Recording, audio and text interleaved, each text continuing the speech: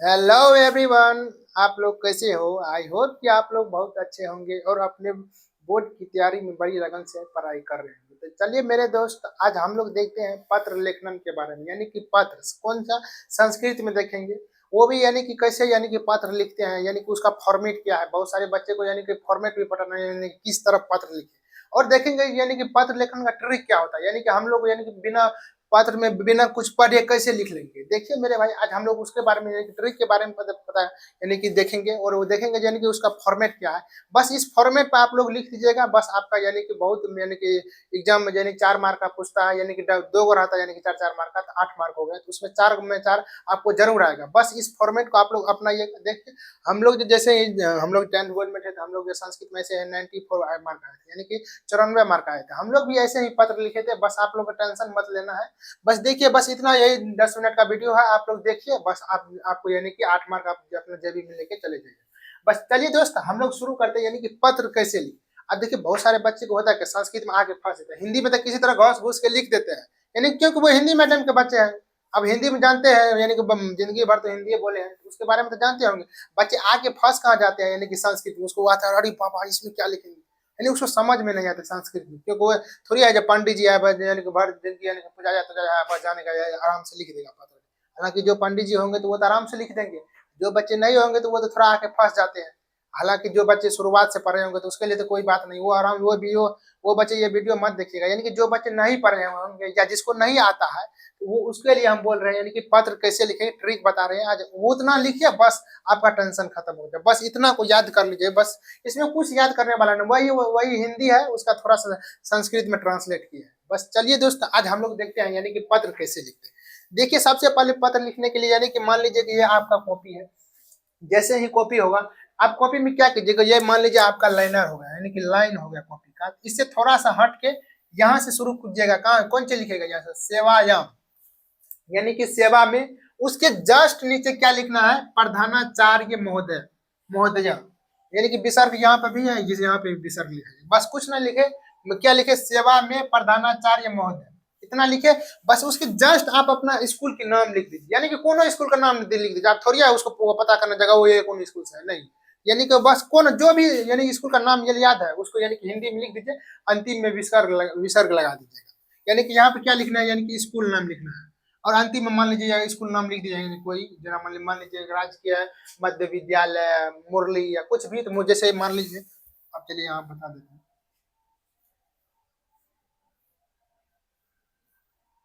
अब मान लीजिए आपके स्कूल का नाम है राजकीय उत्क्रमित विद्यालय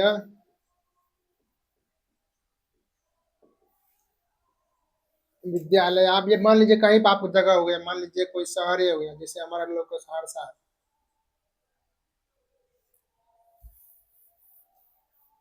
जैसे मान लीजिए जैसे विद्यालय है, अब हो गया यहाँ, जैसे मान लीजिए मुरली हम लोग का स्कूल था,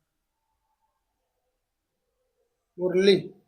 बस अंतिम में विसर्ग लगा दीजिए, बस हो गए। चलिए देखिए, मान लीजिए यहाँ पर आप अपना स्कूल के नाम लिख दीजिएगा। अब जैसे नाम लिखे, मान लीजिए आपका स्कूल का नाम क्या है, मान लीजिए आप अपना स्कूल का नाम नहीं देना चाहते, बस किसी स्कूल का नाम याद है उसको लिख दीजिए, अंतिम में विसर्ग लगा दीजिए। यहाँ पर यानी कि स्कूल नेम देना है, कहाँ पे, यानी कि स्कूल नेम देना है, हिंदी में लिख दीजिएगा, बस अंतिम में विसर्ग लगा दीजिए। चलिए यहाँ तक तो हम लोग देख लीजिए।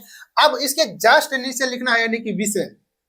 यानी कि विषय का मतलब ये नहीं कि आपका सब्जेक्ट यानी कि संस्कृत है तो विषय लिख दिया संस्कृत लिख दिया, ये मतलब नहीं लिखेगा। यानी कि विषय यानी कि किस विषय में आप छुट्टी मांगना चाहते हैं उसके बारे में लिखना है। यहाँ पे कौन सी लिख रहे, मान लीजिए आप 2 दिन का छुट्टी ले रहे हैं, यानी कि तब कैसे लिखिएगा, मान लीजिए यहाँ पे लिख दीजिएगा दिन दिवस कृत्य अवकाश हेतु आवेदन पत्र, यानी कि 2 दिन के लिए 2 दिन की छुट्टी के लिए आवेदन पत्र। यानी कि अब मान लीजिए वहां पे 2 दिन नहीं हो देगा, 4 दिन रहेगा, तो आप लोग चतुर्दिवस या 5 दिन रहेगा तो पंच दिवस से लिख दीजिएगा, बस हो गया।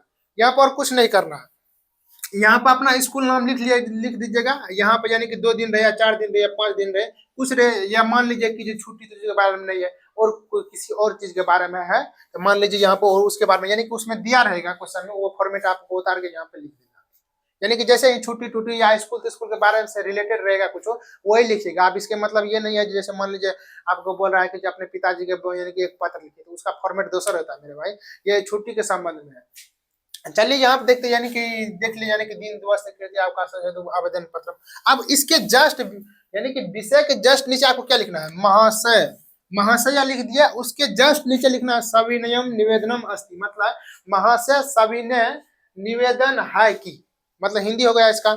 ऐसे ही लिखना यानी कि इसके जस्ट नीचे लिखना महाशय, इसके जस्ट नीचे इसके क्या लिखना सविनयम निवेदनम अस्ति, यानी कि महाशय सविनय निवेदन है कि। अब जैसे ही इतना लिख दिए, अब इसके लिख ले, अब इसके आगे क्या लिखना, अहम भवताम विद्यालय दसम दसम कक्षाया छात्रा अस्मि, यानी हम आपके विद्यालय के 10वां, यानी हम आपके विद्यालय के 10वां कक्षा के छात्र हूँ, मतलब हम नहीं होगा, मैं होगा, यानी कि अहम मतलब मैं आपके विद्यालय का 10वां मतलब 10वां कक्षा के छात्र हूँ। हो गया इसके, बस इतना लिख दीजिएगा। इसके बाद आता है यहाँ पे यानी कि आप देखिए यहाँ पे डैश डैश मारे हुए हैं। अब इसके मतलब आप लोग भी ऐसे करके डैश डैश डैश करके मतलब लिख चले जाएगा, तब देखिए जनाब सबका ध्यान जाएगा, देखिए उधर उधर तो ध्यान नहीं जाएगा, जो कॉपी जांच करने वाला का आप ध्यान चले जाएगा कहाँ पे, यहीं पे चले जाएगा, ये का चेन तेन पारा है का, तो वहां पे देखिए आपका तब मार्क तार काट लेगा, यानी कि समझ उसमें उसको समझ में चला जाएगा बच्चा को, यानी कि जानता समझता नहीं है, बस फॉर्मेट याद करता है। तो चलिए मेरे यहाँ पे क्या लिखना है, यानी कि रीजन, आप किस लिए छुट्टी ले रहे हैं, यानी कि आपका भाई का शादी है, या किसी मान लीजिए आपको, बहुत सारे बच्चे बोलते हैं ना हम तो गर्लफ्रेंड से मिलने के जाने के लिए है, हम उसके बारे में छुट्टी ले लेंगे, यानी कि जो चीज के बारे में यानी कि छुट्टी लेना है तो यानी कि उसके बारे में लिख दीजिएगा। हालांकि आप अपने मन के बारे में नहीं लिखेगा, वहां पे लिखा रहेगा यानी कि कौन चीज के बारे में आप छुट्टी ले रहे हैं, यानी कि आप शादी के बारे में या किसी फंक्शन या कोई कार्यक्रम में शामिल होने जा रहे हैं उसके बारे में छुट्टी, अपने मन से कुछ नहीं लिख दीजिएगा। तो चलिए मेरे भाई यहाँ पे आप लिख दीजिए, यानी कि रीजन लिखिए, कौन चीज के बारे में छुट्टी ले रहे हैं, यहाँ तक लिख दिए। आप चलिए देखिए यहाँ तक आप खत्म, मान लीजिए कि यहाँ पे लिखते लिखते लिखते आए यहाँ तक, यानी कि आपको खत्म हो गया, बस एक लाइन बीच में लिखना है अपने मन से और कुछ नहीं करना है। अब अच्छा मान लीजिए बहुत सारे बच्चे सर इस बीच में नहीं आता है, तो बस क्या कीजिएगा, जो भी रीजन होगा वो लिख दीजिएगा, अंतिम में विसर्ग, किसी में अनुस्वार, कुछ लगा के, या किसी में मुंह में हलंत लगा के बस लिख दीजिएगा। बस देखिए कॉपी जांच करने वाला आप उतना थोड़ी है, उतना दिमाग है कि 4 को 5 चश्मा लगा के देखता है, नहीं, थोड़ा सा यानी कि आपके फॉर्मेट को देख लेता है, बस अच्छे से मार्क देता है, बस उतना टेंशन मत लीजिए, इतना फॉर्मेट लिख दीजिएगा बस आपका मार्क देगा। इतना थोड़ी है ये कॉपी जांच करने वाला आपका मार्क कर लेगा, बस आप इतना लिख के जाइएगा। यानी आप देख लिया, अब यहाँ पे क्या लिखना, अतः विनम्र प्रार्थना अस्ति, यानी कि अतः विनम्र प्रार्थना है कि एतस्य कृते सदा आभारी भविष्य, मतलब आपके एतस मतलब इस कार्य के लिए मैं आपका सदा आभारी रहूंगा, बस यानी भले ही आपके उसका आभारी रहिएगा ना रहिएगा, बस लिख दीजिएगा इतना बस। बहुत सारे ससुरा सब टीचर सब का बात नहीं मानता, बोलता है हम आपके आज्ञाकारी छात्र हैं, हम आपके यानी कि प्रिय छात्र है, मतलब आपका सदा आभारी रहूंगा, बस इतना लिख दीजिए, यानी कि एतस्य कृते सदा आभारी भविष्यम, इतना लिख के बस इतना लिख देना है। मतलब ये सब फॉर्मेट जितना बता रहे हैं ना, बस ये डैश डैश जगह के छोड़ के बस आप लोग याद कर लीजिए। अब अंतिम में जब आ जाता है, आप यहाँ पे लिख दीजिए भव्य शिष्य, मतलब आपका विश्वासी या आपका आज्ञाकारी छात्र, भले भले यहाँ आपका टीचर का पालन यानी कि आज्ञा का पालन नहीं करते, बस लिख दीजिएगा भव्य शिष्य, मतलब आपका आज्ञाकारी छात्र, बस अपना नाम लिख दीजिएगा, यानी कि आपका नाम बिरजू है तो बिरजू लिख दीजिएगा, या खोखा है तो खोखा लिख दीजिएगा, और अंतिम में जो है विसर्ग तिसर्ग लगा दीजिएगा, बस हो गया। यदि यानी कि आपको यानी कि गैप मिल जाए, यानी कॉपी में लिख रहे थोड़ा सा यानी कि पेज और नीचे में बच गया, वहां पे लिख दीजिएगा क्रमांक मतलब रोल नंबर लिख के बस ऐसे कर दीजिएगा, बस यहाँ पे डेट डाल दीजिएगा जो तारीख में एग्जाम हो रहा है, बस ऐसे लिख दीजिएगा।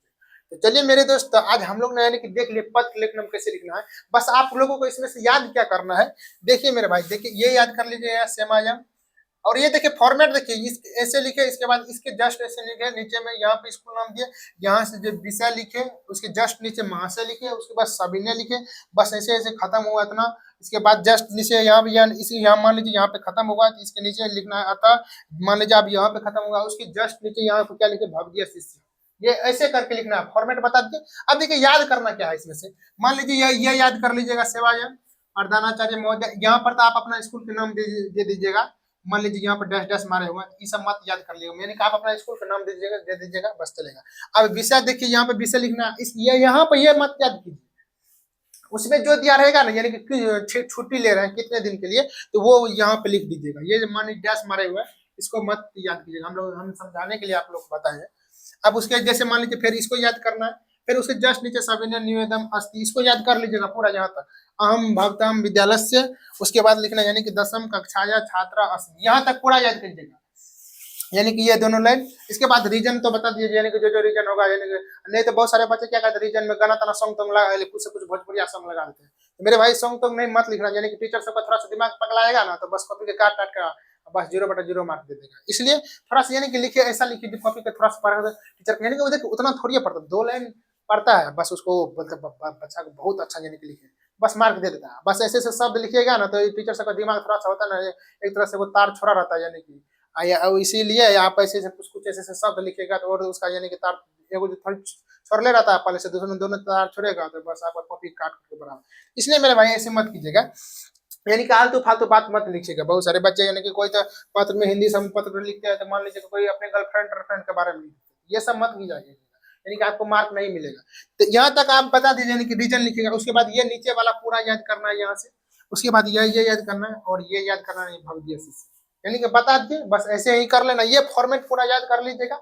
बस आपका यानी कि संस्कृत में कोई यानी कि एक भी मार्क नहीं कटेगा, बस इतना आप मेरा वादा रहा आपसे, और इतना आप लोग कॉन्फिडेंस रखिए। अब बच्चे आ जाते हैं यानी कि सर सब संस्कृत में सब्जेक्टिव कैसे बनाएंगे। देखिए मेरे भाई, यदि आप संस्कृत जानते हैं कि बिना पढ़े संस्कृत में सब्जेक्टिव कैसे बनाए, तो इससे पिछले वीडियो हम लाए थे, यानी कि पूरा सब्जेक्टिव के बारे में हम लोग देखेंगे, यानी कि बिना पढ़े कैसे बनाए, बस थोड़ा मोड़ा पढ़ना है वो बन जाएगा। तो चलिए दोस्त, आज के लिए हम लोग इतना। यदि आप अनुच्छेद में यानी कि जानते हैं सर जी इंपोर्टेंट कौन है, तो हम बता दीपावली, दुर्गा पूजा हो गया, सरस्वती पूजा हो गया, होली हो गया, ये 4 को पढ़ लीजिएगा, इसमें से कोई ना कोई एक जरूर आए। तो चलिए दोस्त, आज के लिए उतने ही रखते हैं। Okay, thank you bro, tata bye bye.